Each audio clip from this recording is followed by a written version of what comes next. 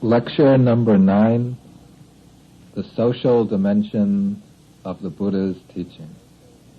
Namo tassa bhagavato arahato samma sambuddhassa.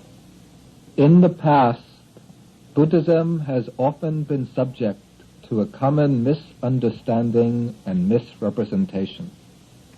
It has been viewed as an exclusively otherworldly religion, a doctrine directed solely to a transcendental goal without any concern for this world other than its abandonment. It is held by some writers that the only authentic way to follow the teaching of the Buddha is to renounce the world, to become a monk, and retire to a forest or cave in order to practice meditation. In the view of these writers, the Buddha does not offer any teaching that is of relevance to man in the world, to people faced with the problems of day-to-day life, that he holds out no principles for resolving the tangles and difficulties of social, economic, and political life. Theravada Buddhism, in particular, has been depicted in this distorted way as a teaching of an exclusively otherworldly nature, as an austere monastic code which encourages each individual's private pursuit of his own salvation, and which does not even give a fleeting glance to the larger questions facing society. Now, all of these charges, as we said, involve serious misunderstandings and misrepresentation. At the outset, we have to stress that the ultimate aim of the Buddha's teaching is the transcending of the world. On this point, there can be no hedging, compromise, or any need for apologetics. The ultimate aim, the highest aim of the Dharma, is liberation from the round of birth and death, deliverance from samsara, because all life in samsara, in the world of becoming, is incomplete and unsatisfactory. It is all impermanent, it all involves suffering, it is without any substantial basis. But though the Buddha teaches that the transcendence of the world is the ultimate goal, he treats this goal in perspective, in relation to the totality of human life. For every aspect of human life is connected in some way to the other aspects. No aspect can be treated in isolation from the whole. Life in the world is not opposed to or unrelated to our spiritual quest, but it can become part of the path which leads to the achievement of deliverance. The Dharma has two aspects, two dimensions, a dimension of depth and a dimension of breadth. In its dimension of depth, the Dharma leads to the overcoming of the world. But in its dimension of breadth, of wideness, of extensiveness, it embraces all facets of human existence. And it shows how all these different sides of human life can become transformed, elevated, and ennobled, absorbed into the comprehensive path leading to liberation. We see both of these aspects illustrated in the life of the Buddha himself. Prior to his own quest for enlightenment, the future Buddha renounced the household life, the palace, and he went forth into homelessness to become a wanderer, a seeker of wisdom in the forest. And this move on his part teaches an important lesson. It teaches that renunciation and detachment from the concerns of the world at a certain point becomes an essential element of the path aimed at deliverance. And since the Buddha was a family man with wife and child, and a prince who is destined to lead the country, this act of renunciation on his part teaches an important lesson. It teaches us that the quest for enlightenment has priority over all mundane social and political claims, that it is the paramount duty of man to seek his wisdom and freedom, and nothing can obstruct him from achieving the same. However, the life of the Buddha teaches us more. For after he reached his enlightenment, the Buddha did not keep his teaching to himself. He did not remain silent and withdrawn in the forest. But he came back into the world to teach and proclaim his doctrine to all people, to show all the way to release from suffering, to show all them the way to happiness. And in the course of his teaching mission, the Buddha associated with people from all walks of life. In his own words, he said, "Very often I dwell surrounded by monks and nuns, by laymen and laywomen. I live surrounded by kings and princes, by businessmen and merchants, Brahmins and recluses." He claimed that he lived and worked for the welfare of the entire world.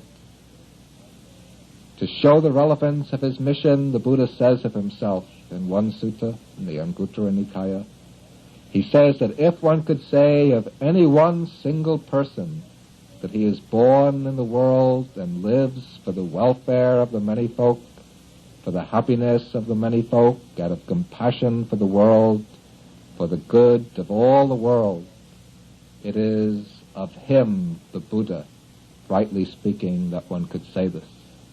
And of course, since the Buddha is free from all pride and conceit, this statement has to be taken as completely objective, not a boastful utterance on his part. Then, to show the relevance of his teaching to people from all walks of life, the Buddha says, "If my teaching could only be practiced by monks and nuns, but couldn't be practiced by laymen and laywomen, then my teaching would be defective in these two respects. It would be an imperfect doctrine, for the reason that it couldn't be practiced by laymen and laywomen."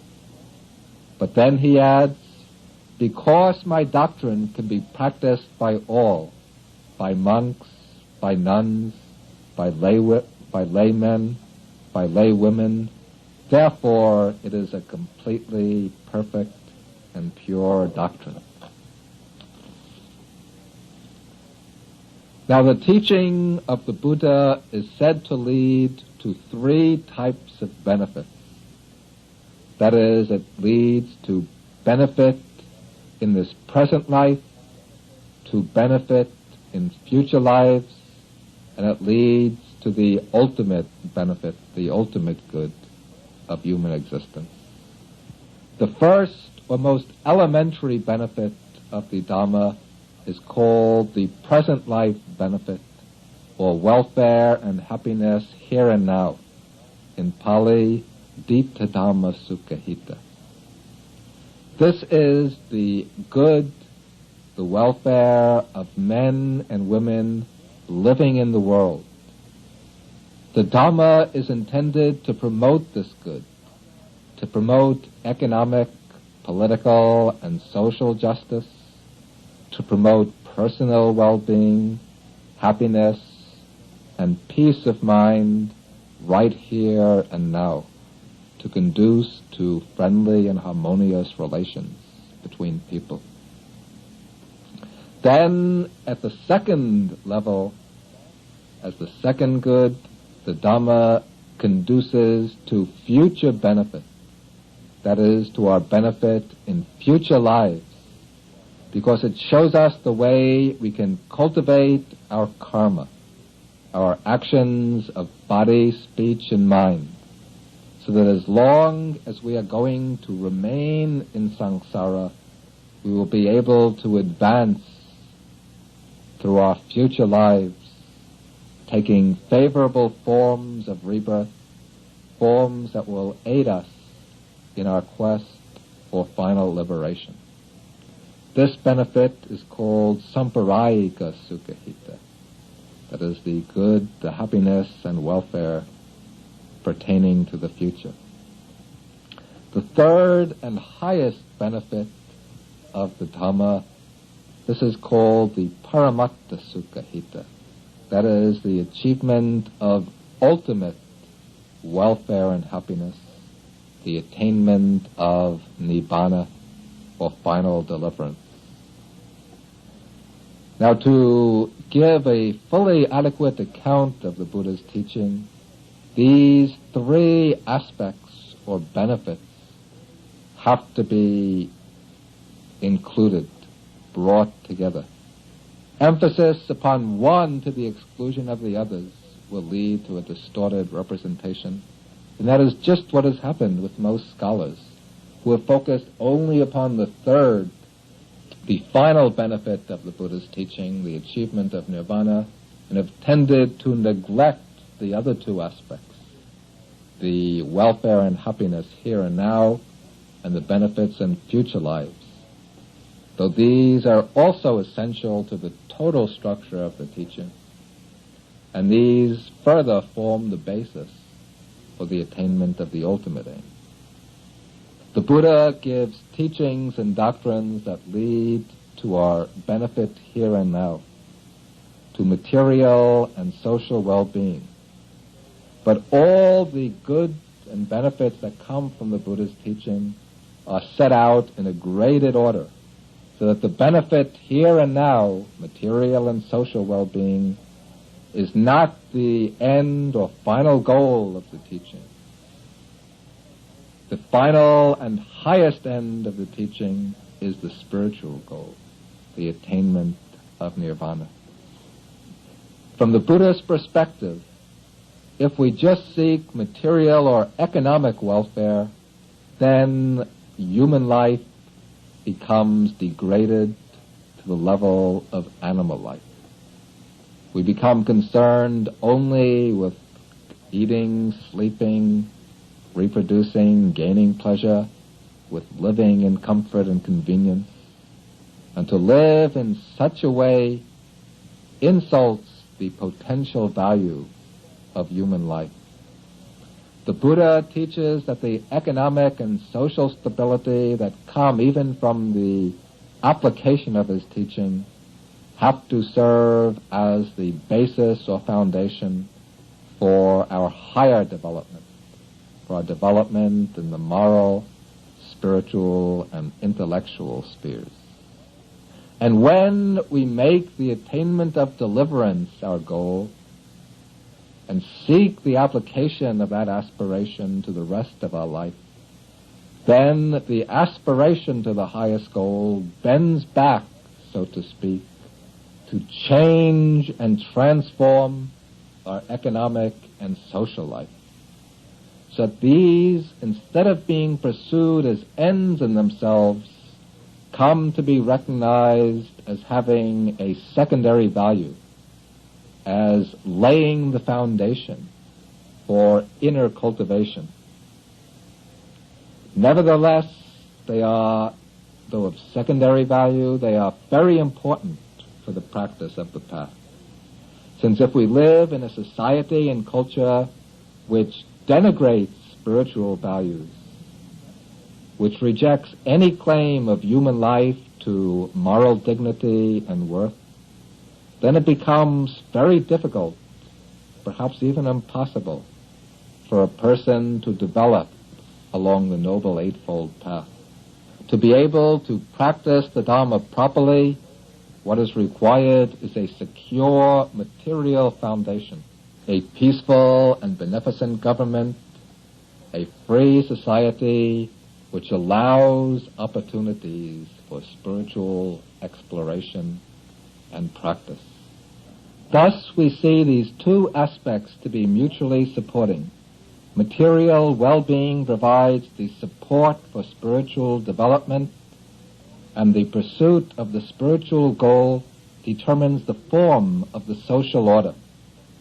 Now, in order to further appreciate the social application of the Buddha's doctrine, we have to be aware that there are two basic concerns which the practitioner has to apply to his practice.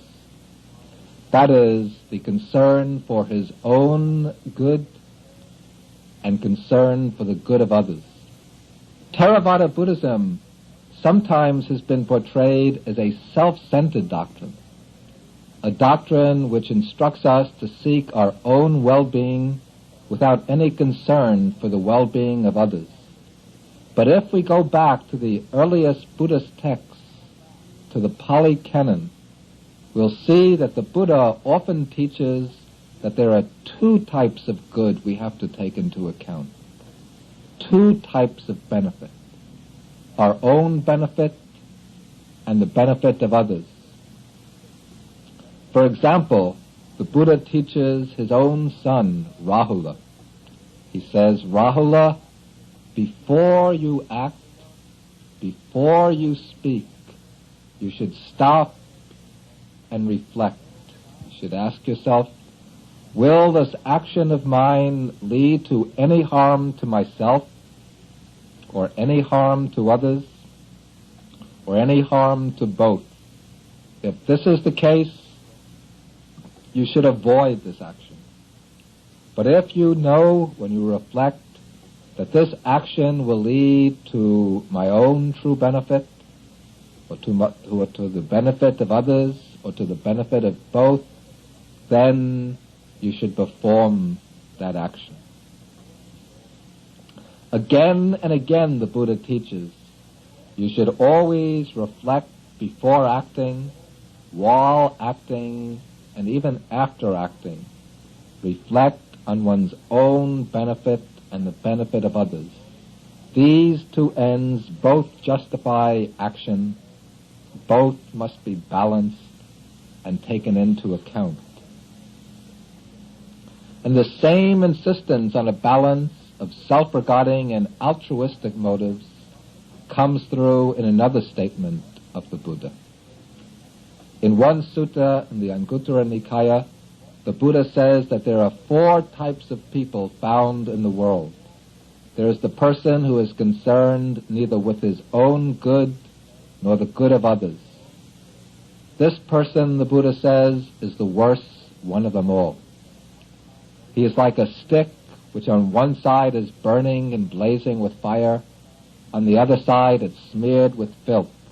So you don't want to grab hold of the stick on either side. If you take hold of the left side, you'll get burnt. If you take hold of the right side, then you'll get dirty. That is like the man, the person who is not concerned either with his own good or with the good of others. Then there is the person who is concerned with the good of others, but not with his own good. And third, the person who is concerned with his own good, but not with the good of others. These two are in the middle. Then finally, there is the person who is concerned both with his own good and the good of others. This person, the Buddha says, this fourth one, this is the best, the highest, the chief, and the most excellent. This person, the Buddha says, is like purified cream of ghee.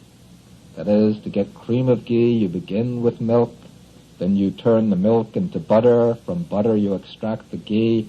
When you purify the ghee further, then you get something called cream of ghee, which is supposed to be very delicious, very expensive also. And this fourth person, the Buddha says, this person is like the cream of ghee. But the Buddha also says that the concern for the welfare of others also has to be tempered by the recognition that we can only benefit others truly to the extent that we have benefited ourselves. In order to be able to help and assist others effectively, we first have to establish ourselves on firm ground. A man who stuck himself in the mud cannot help another get out of the mud. If he tries to do so, both will be stuck and both will sink down. In order to help somebody out of the mud, we have to be on firm ground ourselves. We have to be ourselves safe and secure. So therefore, to help and to benefit others in a true way, we have to seek our own true benefit as well, by developing within ourselves the pure, high spiritual qualities which will enable us to benefit others. Now, the particular applications of Buddhist social thought have firm roots in the doctrines of Buddhism. And to understand these social applications, we should see the way they arise out of their foundation in the Buddhist doctrine itself. And the primary concept for understanding the social thought of Buddhism is the same concept which lies at the base of the entire Buddhist doctrine. That is the concept of Dharma. The word Dharma, as we've explained, means that which upholds, that which sustains. In its broadest sense in Buddhism, it signifies the cosmic law which supports all phenomena, the law of dependent origination, paticca samuppada.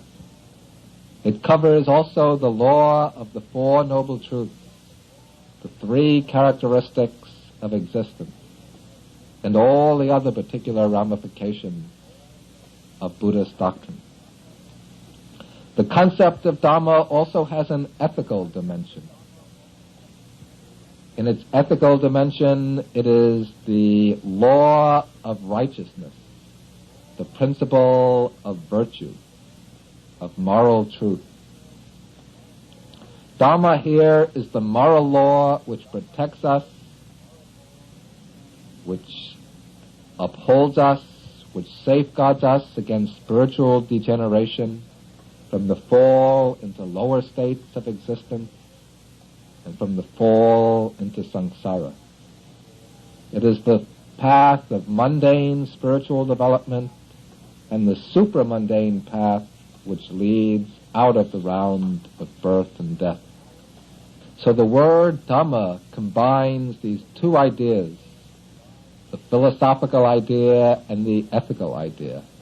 It fuses them together into this one law of reality and virtue. Now this Dhamma, this one Dhamma, divides into many Dhammas in accordance with the different spheres of human activity. Now, when after a heavy rain, when there are many pools of water on the ground, then the one moon, when we see it reflected in the water, we see that it gives rise to many images of itself. And so we see many images of the moon.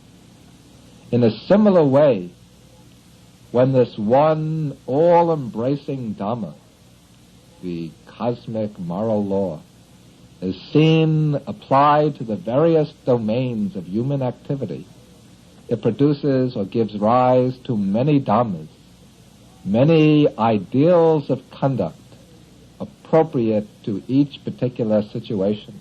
Thus, for example, there is the Dhamma of the monk, that is, the various ideal practices which the monk should undertake. There is the Dhamma for householders, the ideal way of conduct for a householder. The Dhamma for a father or for a mother, for a wife, for a husband, for members of the various social classes, and so on. Each type of individual has its own Dhamma, and to follow one's own particular Dhamma is to live in harmony with the universal Dhamma, the law of righteousness and truth.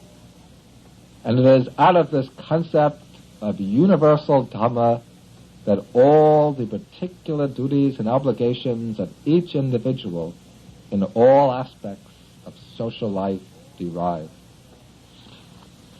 As we go on, we shall see particular applications of this concept of Dhamma to the different domains of human life and to the different types of human relationship.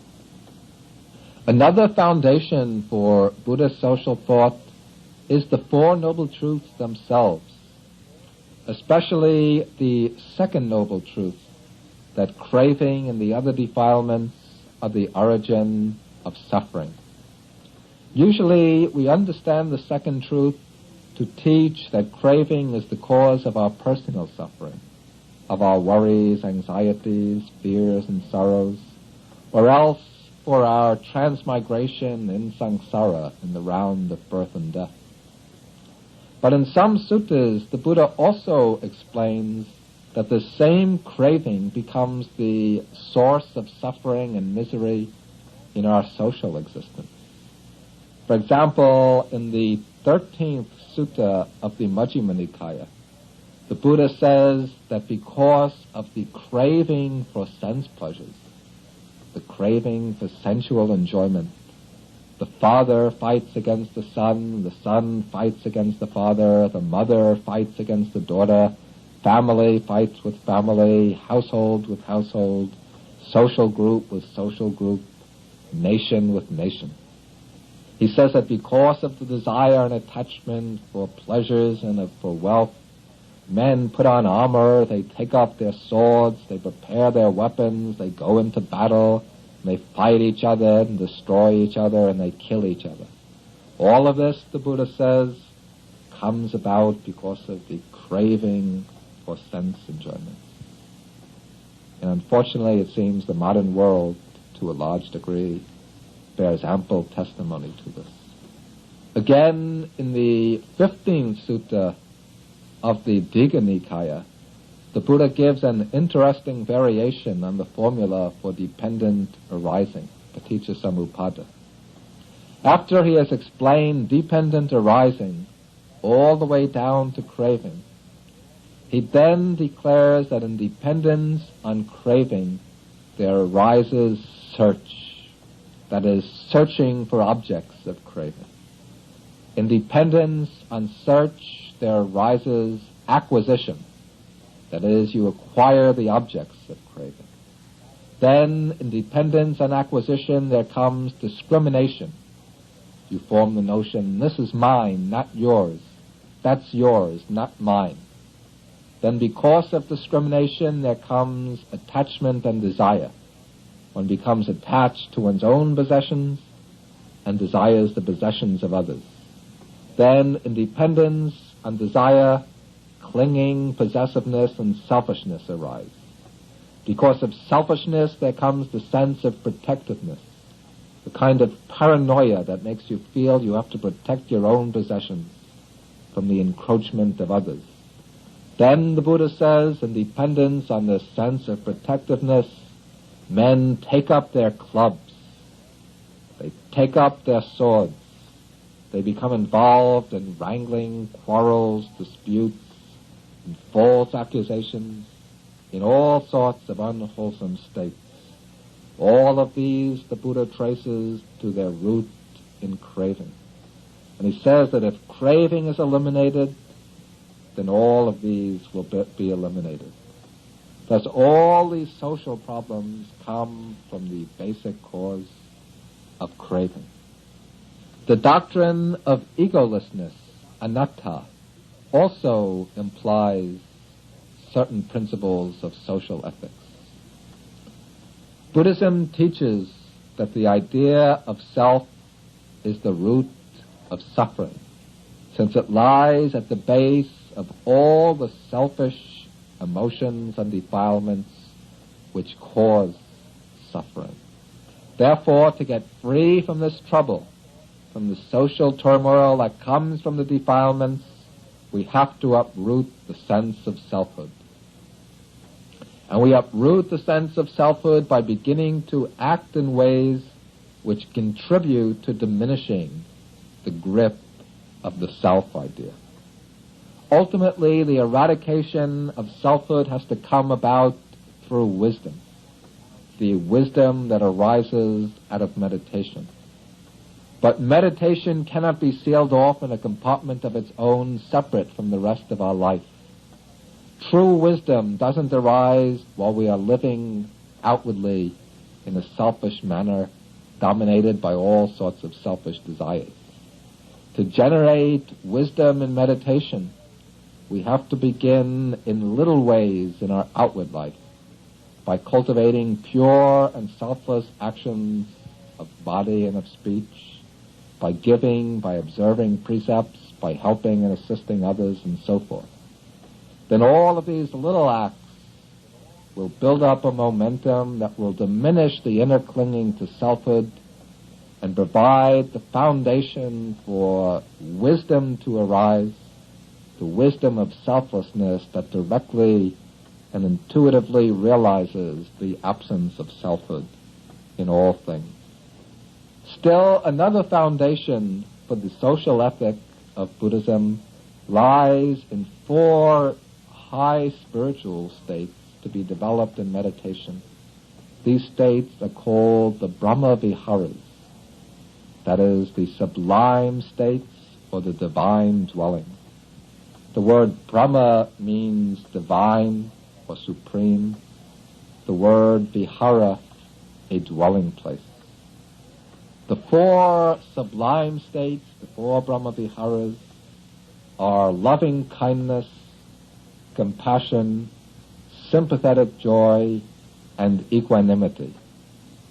The first, loving kindness, that is, in Pali, metta. And this is the wish for the welfare and happiness of others.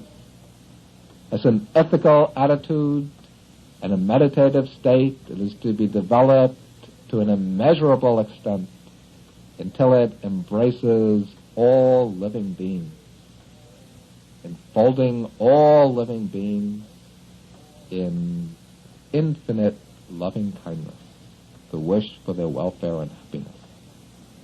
The second Brahma Vihara is compassion. Whereas loving kindness is the wish for the welfare and happiness of others, compassion, or karuna, is the feeling of empathy with others, the quality that makes the heart tremble and shake with the suffering of others. This is the quality which makes us identify with others and feel their suffering as if it were our own. And when compassion works on us, then it arouses the desire to relieve and alleviate the suffering of others, to take away their misery and the causes of their misery. And like metta, this quality of compassion, of karuna, is to be extended immeasurably to all beings. The third divine dwelling is sympathetic joy, mudita. Mudita is the quality of rejoicing in the happiness and good fortune of others. This quality tends to remove envy and jealousy and to arouse joy over the fortune of others. Then the fourth Brahma Vihara is equanimity. This is the attitude of impartial neutrality, the equality of mind that is extended towards all beings. Normally we tend to favor those we like and to dislike those who threaten us or disturb us.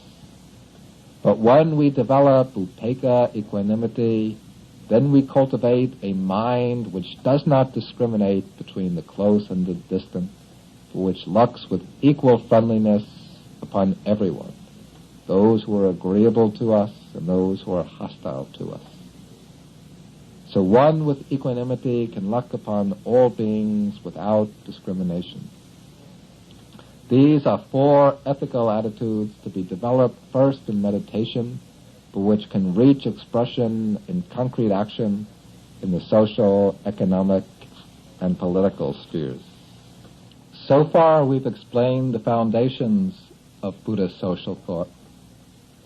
Now we'll discuss the applications of these principles to different areas of social concern. We'll take first the Buddha's teachings on economics. Now, some modern schools of thought, like Marxism, regard the economic domain as the primary determinant of social existence and dismiss everything else beyond that as mere superstructure, a secondary overlay on top of the material conditions. Contrary to this view, the Buddha recognized that there are many interdependent spheres of human activity.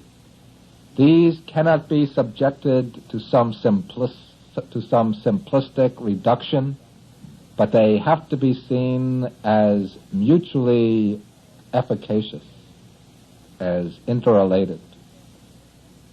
The Buddha took note of the importance of economics to human life, and he held that if people are to be capable of personal and spiritual progress, the economic foundation has to be secure. We have to be able to live a secure life materially and economically. In one sutta, the 26th sutta of the Digha Nikaya, the Buddha shows clearly how poverty can become a cause of social chaos and deterioration. He explains that in the distant past there were many virtuous kings who reigned over happy and prosperous kingdoms, and these kings provided for the welfare of their subjects by giving them all sorts of material and economic assistance. After several generations, one king arose in this lineage who neglected to take care of his subjects materially. He fulfilled all of his other royal duties, but he failed to give his people wealth when they were poor. As a result, poverty became widespread in the kingdom. Because of this poverty, people began to steal. Then the king, in order to counteract theft and robbery, he instituted punishment for those who stole. He decreed that they would be punished with execution. As a result of this, when people were approached by the royal police, they would lie in order to avoid being arrested, or else they would murder the policemen who came to bring them to court. Then, from this murder and lying, all sorts of social evils broke out until complete chaos ruled in the country. So here we see that in the Buddha's view, the economic order becomes a determinant of the social and moral order. In the story, the king's failure to provide for the welfare of his people led to social disorder. In extending the principle further, the sutta seems to imply that if the governing body, whatever its form, be it kingship or anything else, if it does not ensure that the people are economically well off, that they're secure, the result will be chaos and confusion, even crime in society at large. And so here the Buddha teaches not only that economics to a large extent determines man's moral condition, but also that the government has the responsibility to correct any kind of extreme economic injustice. In another discourse, the 5th sutta of the Digha Nikaya, the Buddha describes another kingdom where a similar situation erupted. This time the king, rather than instituting some measure on his own, came to his advisor, a Brahmin, to seek advice. This Brahmin, of course, turns out to be the Bodhisattva, the one who is going to become our Buddha in some past life. So the king came to the Brahmin and he said to him, "Now there is pillaging and looting in my kingdom. To counteract this, I want to punish the thieves. Should I do this?" The Brahmin advisor told him. He said, "If you try to improve the situation by instituting punishment, that will only deal with the surface symptoms. That won't strike at the underlying root.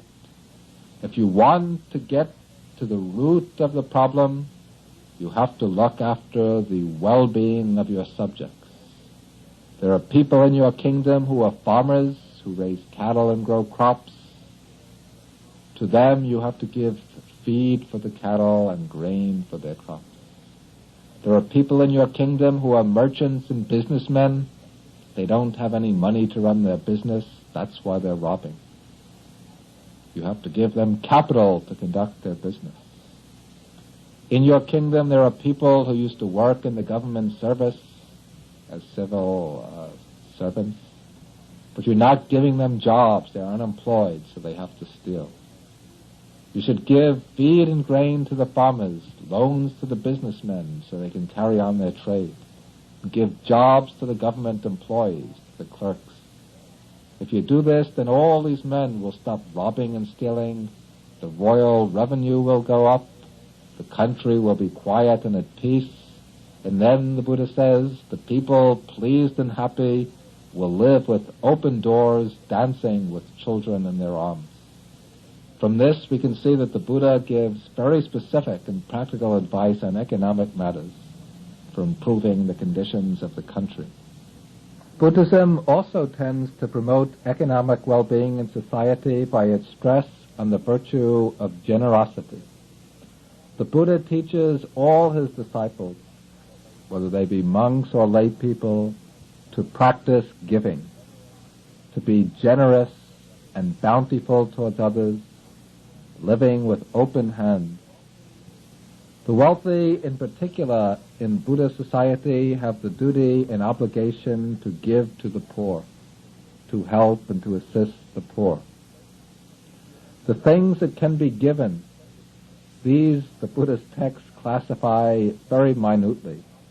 The main objects are the basic requisites of existence: clothing, food, dwelling places, and medicine. Secondary objects include seats, vehicles, lights, books, utensils, and so forth. All of these get classified very minutely. But the Buddha praises especially the giving of food. He says that if people knew the value or benefit of giving food, the rewards they would get for themselves by giving food, they would not sit down to eat even a single meal without giving something to eat to somebody else if there is an opportunity to do so. He says that one who gives food gives 5 things. He gives life, that is long life. He gives beauty, or good complexion. He says that one who gives food gives 5 things. He gives life, that is long life. He gives beauty, or good complexion. He gives happiness. He gives strength, physical health, and he gives intelligence. Because the person who receives the food and who eats it, then his life gets extended, he acquires a good complexion, he feels happy, and pleasure over receiving the food, he gains health, and his mind is able to function properly and to utilize its intelligence. And the Buddha says that one who gives food gives these 5 things, and in turn he receives these 5 things back. That is, the karmic result of giving food is to obtain for oneself long life, if not in this lifetime, then in some other lifetime. You obtain yourself beauty, happiness, health, and intelligence. All of this comes through giving. Then, on many occasions, the Buddha has given practical bits of advice to lay people on how to deal with their economic affairs. One time a group of lay people came to the Buddha and said, "Bhante, we aren't monks living in the forest. We don't know much about meditation or philosophy, but we need something that's practical, something that can help us right here and now, and also something that will help us advance in future lives. Teach us what is appropriate for us." Then the Buddha taught them 4 things that lead to happiness here and now. He said, first, the first thing that's required is energy and diligence. If you work at some job, some profession, trade or business, you have to be energetic and diligent in performing your work. The second factor is security. Because when you acquire wealth, you have to protect it carefully to make sure it remains safe. The third thing is good friendship. You have to associate with good friends, true friends, with virtuous people who will help you and protect you. Then fourthly, you have to maintain a balanced livelihood.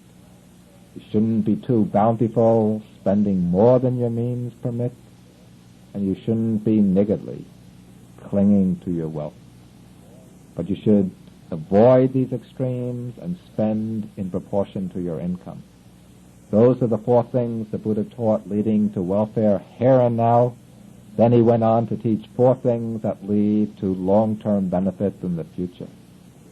That is faith or confidence in spiritual values, generosity, moral discipline, and wisdom. The Buddha also got down into the very practical matters of the right ways of acquiring wealth, the 4 standards of right livelihood to which the lay follower should conform. That is, he should acquire wealth only by legal means, not by illegal means. He should acquire it without violence. He should acquire it honestly.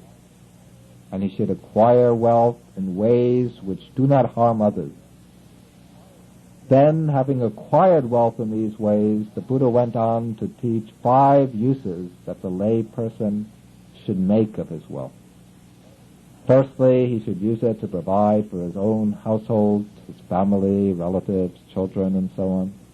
Secondly, he should use the wealth to make gifts to friends, to entertain them, to give them presents at the holiday seasons, and so on. Thirdly, he should use wealth to protect and repair his property and his dwelling. Fourth, he should pay taxes and make the oblations to the deities. And fifth, he should use wealth to offer alms and requisites to the monks and Brahmins. This deals with some of the aspects of the Buddha's economic teaching. Now coming to the specific social teachings of the Buddha, the teachings that are designed for molding and transforming society.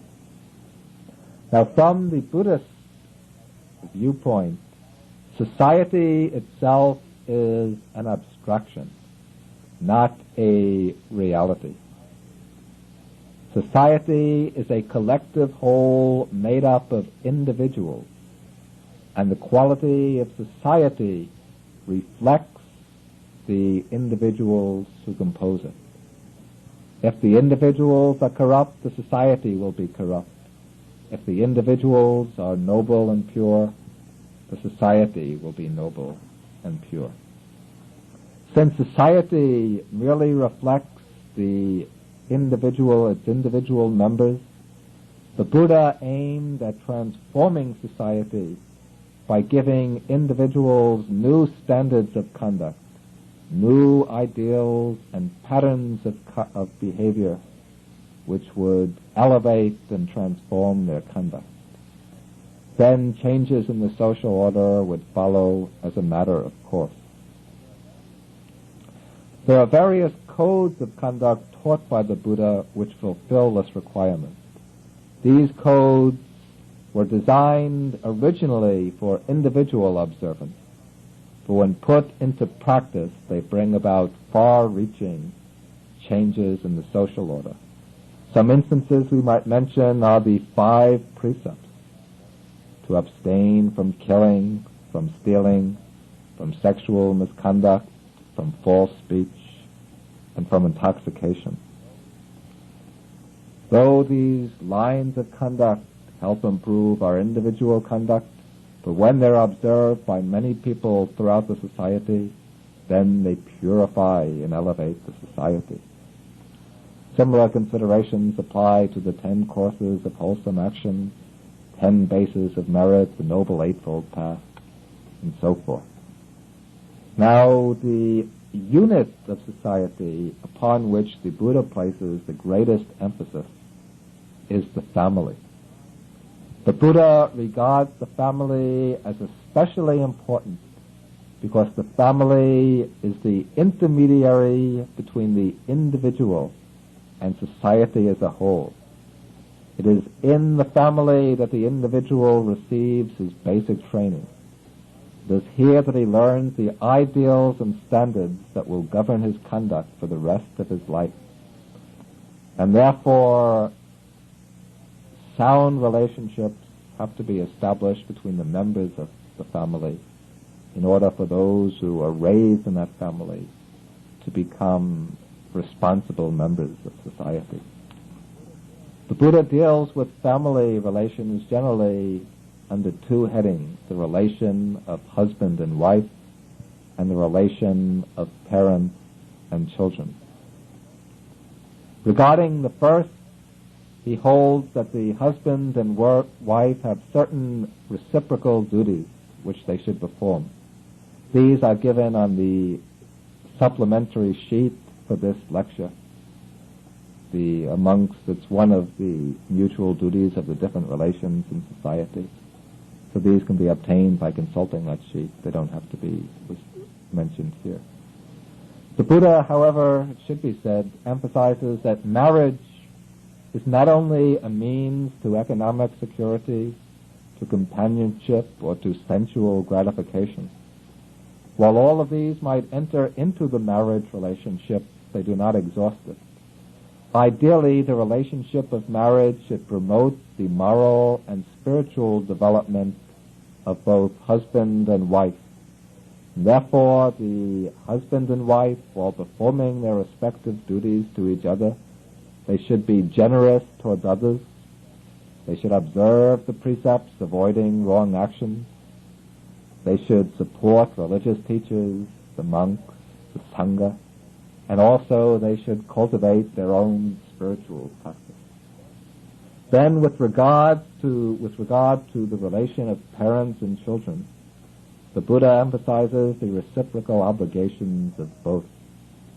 The parents have the duty to educate their children, to bring them up properly, to steer them away from wrong, to guide them towards what's right.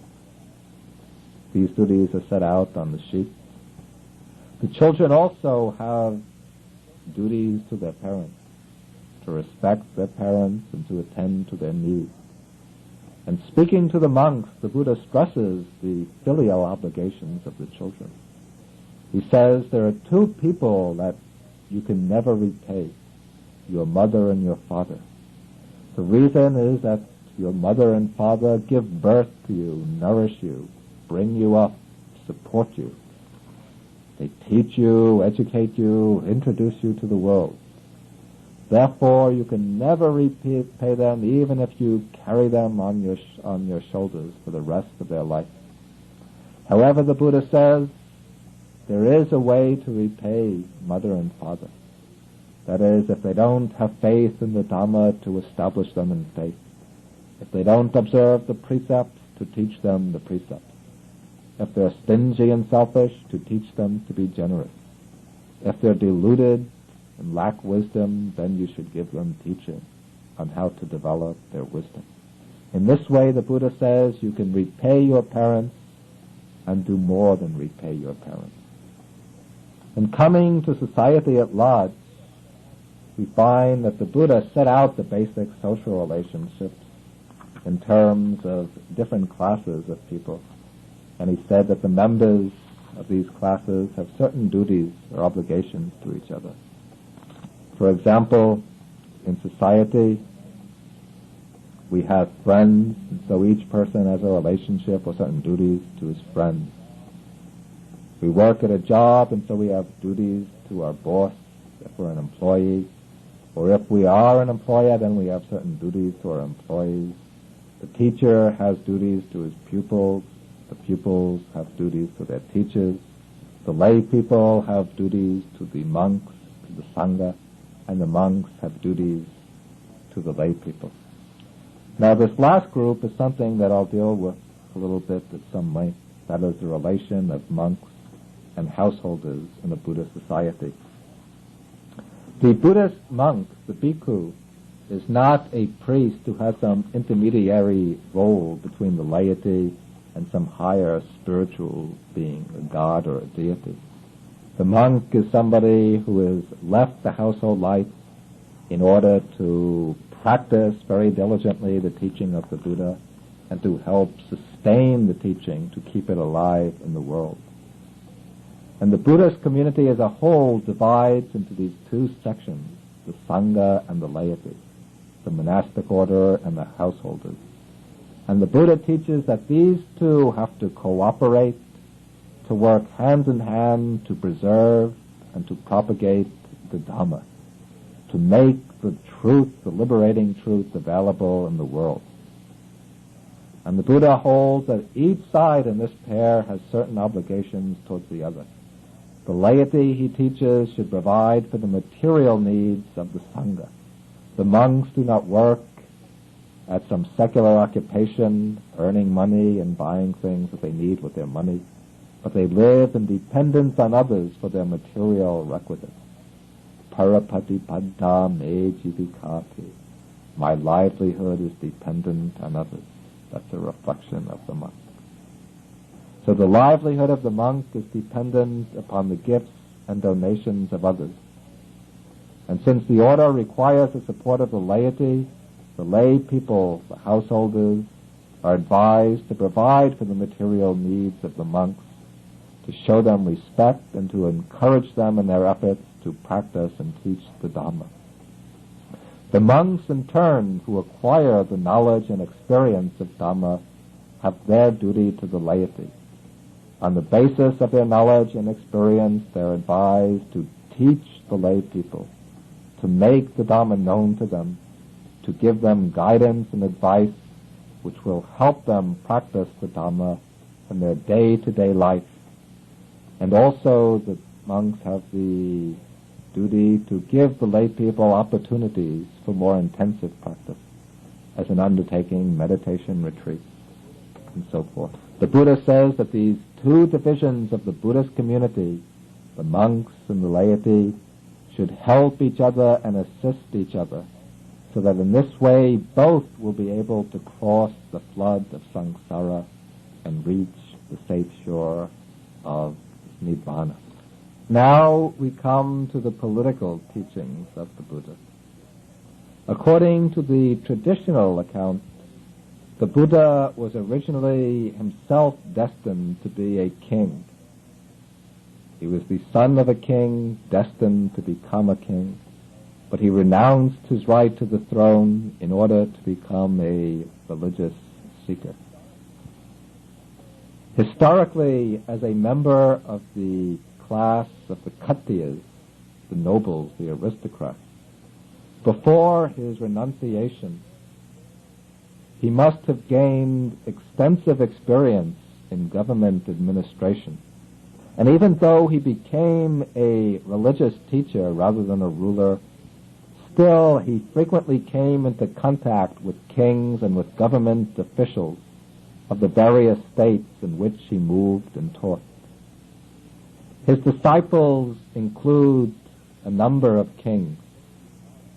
King Bimbisara of Magadha, who was one of the most powerful kings of the time. King Pasenadi Kosala, another powerful king, the king of the state of Kosala.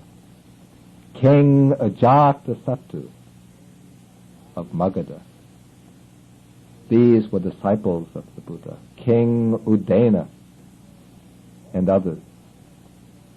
Also, at the time of the Buddha, there were a number of republican states in northern India in which the Buddha taught.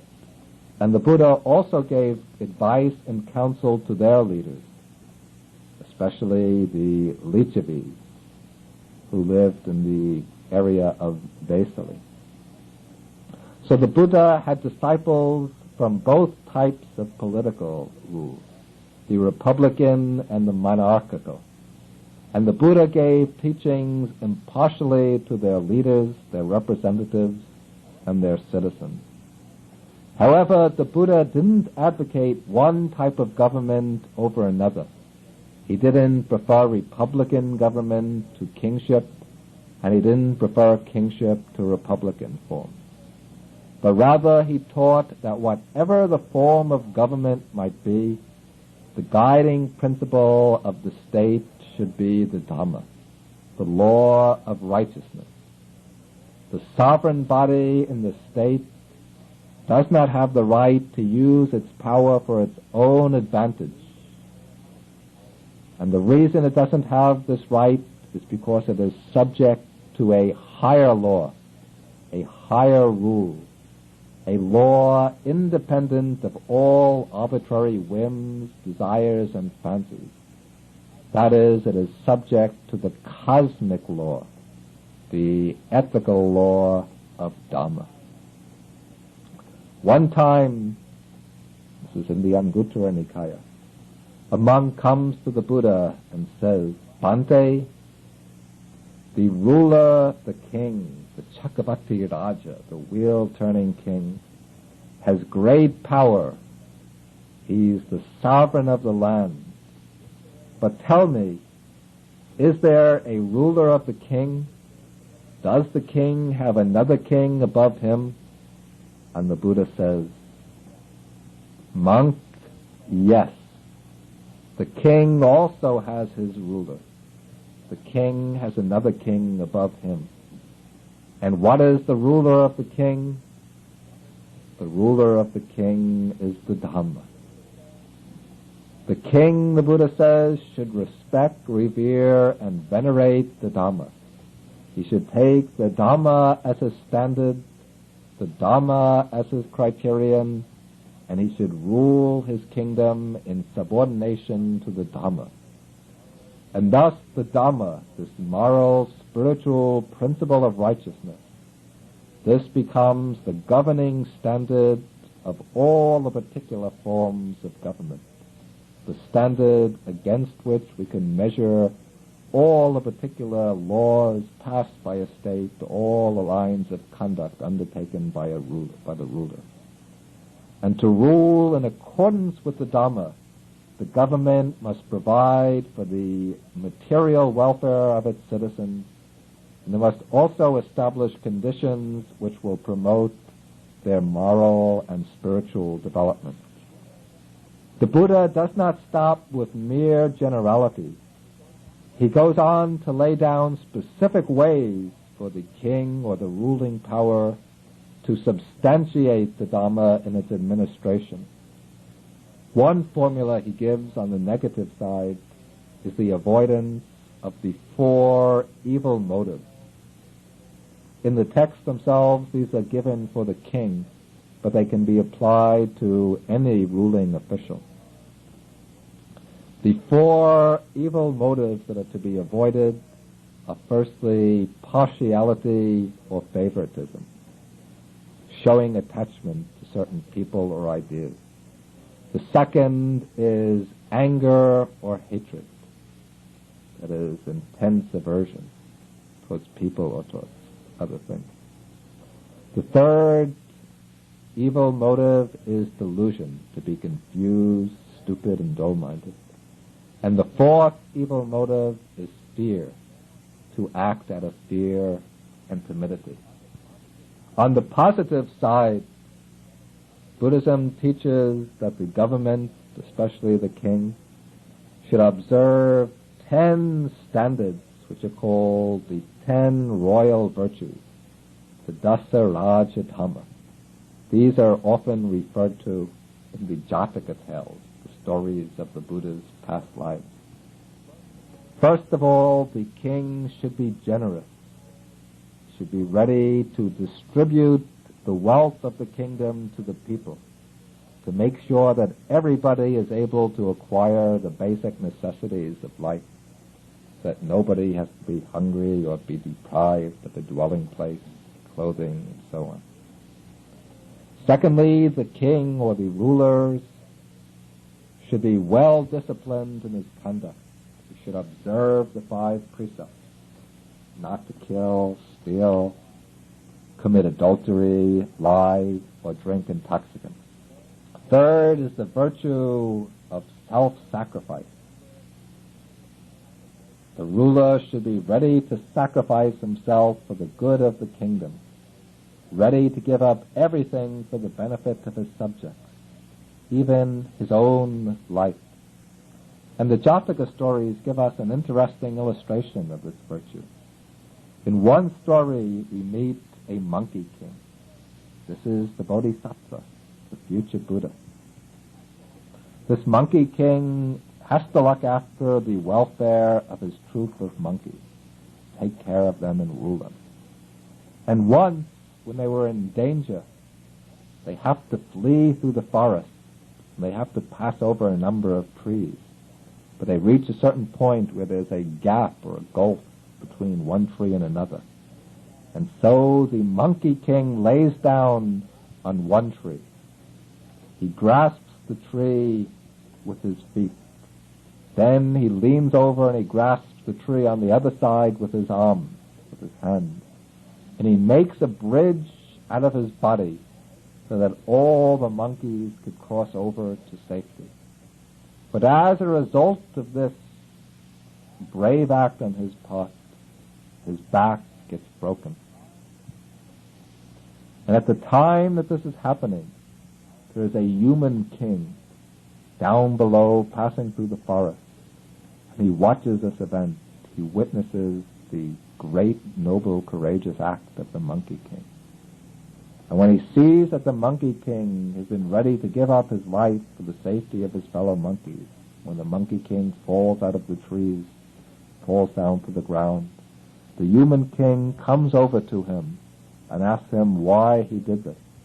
And then this monkey king, with all of the grace that will become to manifestation in his later achievement of Buddhahood, the monkey king teaches the human king that it is the duty of a ruler to be ready to sacrifice even his own life for the welfare of his subjects.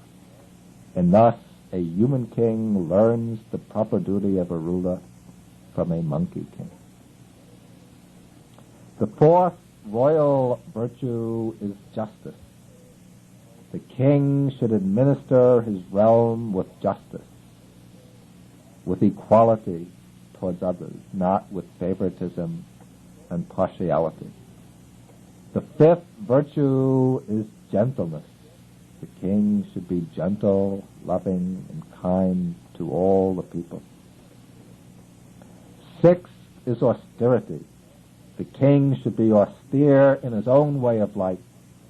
He shouldn't be addicted to luxurious enjoyments, to comforts and conveniences, but he should try to live very simply, contented with the basic necessities.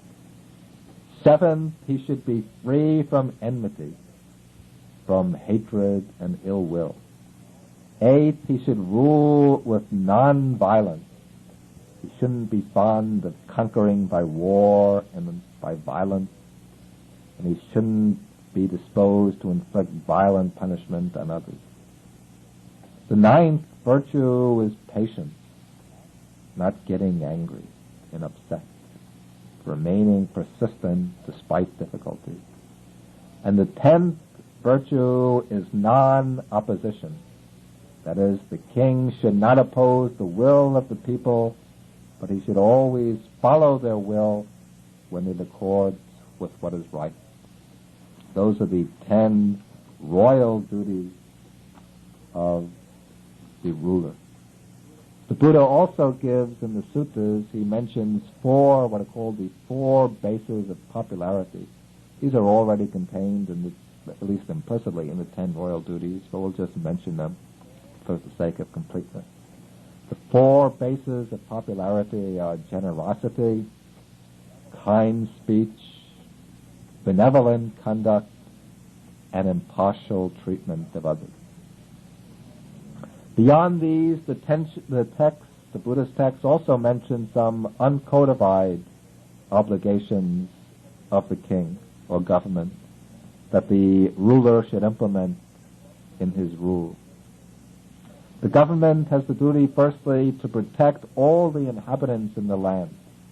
And the texts say not only the human beings, but the animals as well. This is very significant that the Buddha teaches that the righteous king protects not only people in all the different social classes, but he also has the obligation to protect the birds and beasts, the animals of the land. And in accordance with this precept, we find that in Buddhist countries such as Sri Lanka and ancient India, perhaps Burma and Thailand also, the great Buddhist kings of the past have built animal hospitals and have had doctors trained to take care of the animals. The government or the king also has the noble duty to inspire the people in virtue. The king is compared to the leader of a herd of cattle. The people are like the cattle who follow the leader. If the chief bull in the herd takes a wrong course, then the other cows will take a wrong course. If the chief bull goes the right way, the other cows will go the right way. And thus the king or the ruler has to be himself a model of righteousness and virtue, and thereby inspire the people to follow his example. The king also has the duty to provide wealth to the poor, to make sure that everybody is economically secure. And also the king should learn from the wise, from monks, recluses, Brahmins, and sages. He should not be proud and arrogant because of his high position, but he should turn to sages for advice and guidance, especially to those monks who are distinguished by their learning, by their piety and wisdom. Thus, we see that during the golden age of Buddhism in South and Southeast Asia, the great Buddhist kings have always had a distinguished Mahathera, a senior member of the monastic order, as his special advisor to give him advice and counsel on moral and religious matters. The last issue of the Buddha's political teaching that we will deal with is his approach to the problem of war. The Buddha teaches clearly and explicitly that to rule in accordance with Dharma, the ruler, the government or king, has to avoid aggressiveness and attempts to conquer by violence. The Buddha himself once prevented a war between 2 states in the India of his time, the Koliyas and the Sakyas. These 2 lands were divided by a river, the river Rohini, and both wanted to divert the river for their own use. Because of this conflict over the use of the river, the 2 sides became hostile to one another, and they were prepared to go into battle to fight to take possession of the river. The armies were lined up on opposite sides of the river, and the Buddha learned about this. And both of these people were his own kinsmen. He himself was a Sakya, born in the Sakya land. His mother was a Koliya. And so the Buddha himself was related to people of both sides. When the Buddha learned about the impending conflict, he came onto the scene. He called the leaders into his presence, and then he asked them.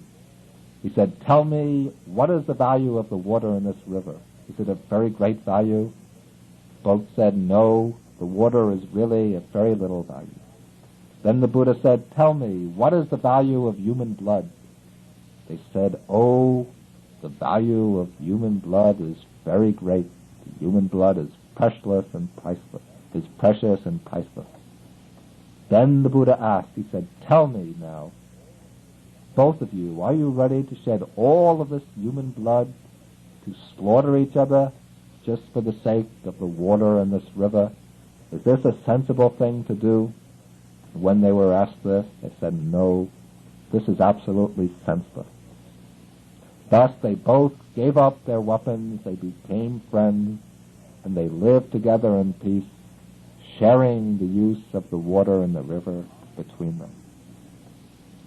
Time and again the Buddha teaches in one way or another that violence must be avoided, that peace can never be established by force and conquest. The Buddha says that when one side conquers another, the conqueror only breeds resentment in the one who is defeated, while he himself has to live in constant anxiety, worrying that he will be defeated in turn. Neither side really wins the battle. The conqueror also loses, since he can never find happiness, never be free from worry and anxiety through his victory. Peace, the Buddha says, can only be found by stepping outside the vicious circle of conquest and violence. The real conqueror for the Buddha is not the man who conquers other men, other nations, and other societies, but the man who conquers himself. The Buddha said that if there is a warrior who conquers in battle 1,000 men 1,000 times, his conquest is very slight compared with the conquest of a man who conquers one man, namely himself. The man who conquers himself, his desires, cravings, anger, and delusions, he is the supreme victor in battle. And the Buddha teaches that there are 4 kinds of conquest that his followers should make. That is, they should conquer the evil person by means of goodness. They should conquer the liar by truth. They should conquer the stingy by giving generously. And they should conquer the hostile man by love and by goodness. For it is only by love, the Buddha